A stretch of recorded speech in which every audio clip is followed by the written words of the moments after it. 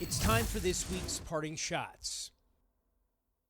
Two-time All-Star Ian Desmond of the Colorado Rockies took to Instagram this week to announce he was sitting out the MLB truncated season.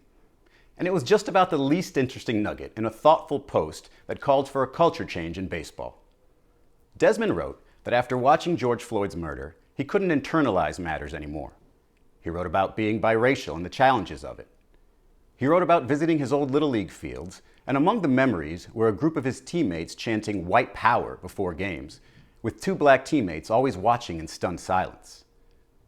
But it was a quote on a plaque memorializing a late baseball coach named Dick Lee that helped Desmond sum up his feelings about the sport. If, Desmond wrote, baseball is about passing on what we've learned to those who come after us in hopes of bettering the future for others, then it seems to me America's pastime is failing to do what it could, just like the country it entertains. It's not just that, as Desmond points out, there aren't any black majority owners, only 2 black general managers, and just 8% of MLB players are black. It's also the rampant sexist, homophobic, and racist jokes accepted in the clubhouses that have baseball appearing clearly behind the times. It's hardly a shocking realization for the sport, but in a time where we're exposing hateful acts and awful people seemingly by the minute, the culture that preserves that kind of hate should be outed also. If it's clear to a veteran like Desmond that behavior and language in MLB clubhouses are damaging, then it remains a core problem for the league, even as MLB has addressed matters of inclusivity and diversity over the years. Desmond chose family over sport in these unprecedented times. But when he returns, he's hoping his sport can feel a little more like family.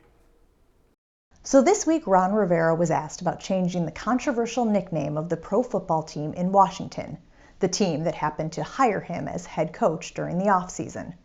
"I think that's a discussion for another time," Rivera said. "I'm just somebody from a different era, when football wasn't such a big part of the political scene. I've always wanted to keep that separate." Typically, that is a path of least resistance response. It has almost always been easier in the past to put a pin in a polarizing topic. But as the social justice movement continues around the world, many other corporate leaders have shown that the time for rebranding racially insensitive content is right now. NASCAR, the Marines, country music, Splash Mountain, Mississippi, pancakes and ice cream and rice, just to name a few. Even Snapchat, an app that manipulates visual optics and deletes accountability, showed some by removing a racially insensitive filter.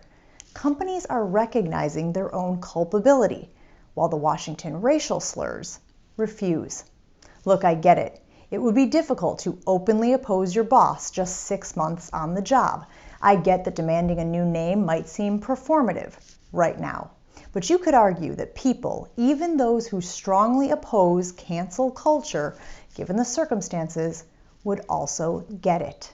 Rivera did say, "I support the movements, I support the players, I believe in what they are doing." But to be part of a movement, you have to take a side, to literally move out of the middle of the road. Simply kicking a conversation down it doesn't cut it anymore. Consider this an ode to perhaps, no, definitely the most disgusting of our 4th of July rituals. It represents so much that we hold dear. It demonstrates a purity of purpose and thought, a commitment to excellence, the gift of simplicity, the true spirit of honorable competition, all while making us sick to our stomachs. Of course, you know exactly what I'm talking about. Yes, the Super Bowl of gluttony, the Indy 500 of indigestion, the Iditarod of excessive sodium nitrates. We could go on. I'm talking, of course, about the Nathan's hot dog eating contest.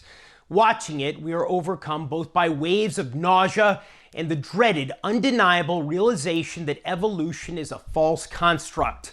This is evidence that all hope for the advancement of the human race is futile, pointless, a cosmic joke, which is precisely why we continue to watch.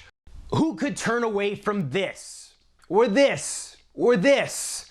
Yes, we live now in a live sports desert, so this Nathan's might be a watershed in the annals of competitive eating, akin to the Daytona 500 that took place during the blizzard of '78.